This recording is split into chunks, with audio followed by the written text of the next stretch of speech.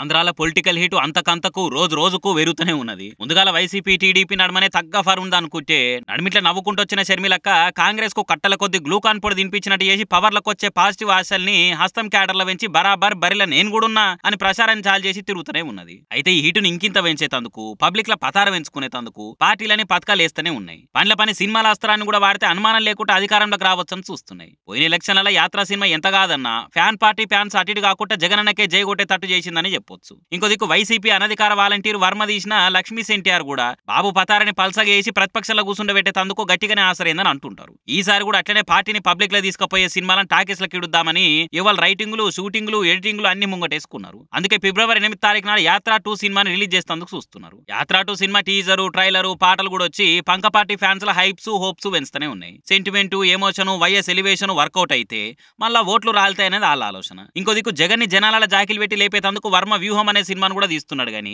ఆ సినిమా ప్రింట్లు పట్టుకొని ల్యాబ్ల చుట్టూ తిరిగే కంటే కాయిదాలు పట్టుకొని కోట్ల చుట్టూ తిరుగుడే సరిపోతున్నది. అయితే యాత్ర 2కి పోటీగా పవన్ కళ్యాణ్ కూడా ఆయన జన సైనికులకు జనంతా హుషారు తెప్పించేటట్టు పవర్లున్న పార్టీని అరుచుకునేటట్టు ఓ సినిమా నడిస్తే మంచిగుంటది కదా అని ఆలోచన చేసినట్టున్నారు. ఇప్పటికిప్పుడు కథ రాసి సినిమా తీసి రిలీజ్ చేసినట్టే కష్టం కాబట్టి అప్పట్లో పూరి జగన్నాథ్ డైరెక్షన్ లో 2012లో వచ్చిన కెమెరామెన్ గంగతో రాంబాబు సినిమాని ఓ రోజు ముందుగానే అంటే ఫిబ్రవరి 7 నాడే రీరిలీజ్ చేస్తున్నారట. తెలంగాణ ఉద్యమం నడుస్తున్న టైంలో రిలీజ్ అయ్యే వరకలా మీదికెళ్ళి ఆ సినిమాలో కొన్ని డైలాగులు కాంట్రవర్సీ అయ్యే వరకలా సినిమా ఫ్లాప్ అయింది. కానీ ఇప్పుడు ఏపీ ఎలక్షన్ల పేరు మీద రిలీజ్ చేస్తే ఎంత కాదన్న కొంత మైలేజ్ వస్తుందని ప్లాన్ అట. అప్పట్లో ఫ్లాప్ అయిన సినిమాలు కూడా ఇప్పుడు రీ రిలీజ్ అయ్యి కలెక్షన్ల రికార్డులు కొడుతున్న ముచ్చట చూస్తూనే ఉన్నాం కాబట్టి అట్లా కూడా మ్యాజిక్ వర్కౌట్ అవుతుంది అనేది ఇంకో ఆలోచన అట. మరి ఇటు జనసేనాని సినిమా రీ రిలీజ్ అయ్యి అటు పవర్లున్న పార్టీకి పాజిటివ్ గా తీసిన యాత్ర 2 సినిమా రిలీజ్ అయ్యి ఏది బాక్స్ ఆఫీస్ కాడ ఎసొంటి రిజల్ట్ కొడుతుంది రేపు ఎలక్షన్ రిజల్ట్ ను ఎంత ఎఫెక్ట్ చేస్తుంది అనేది చూడాలిగా.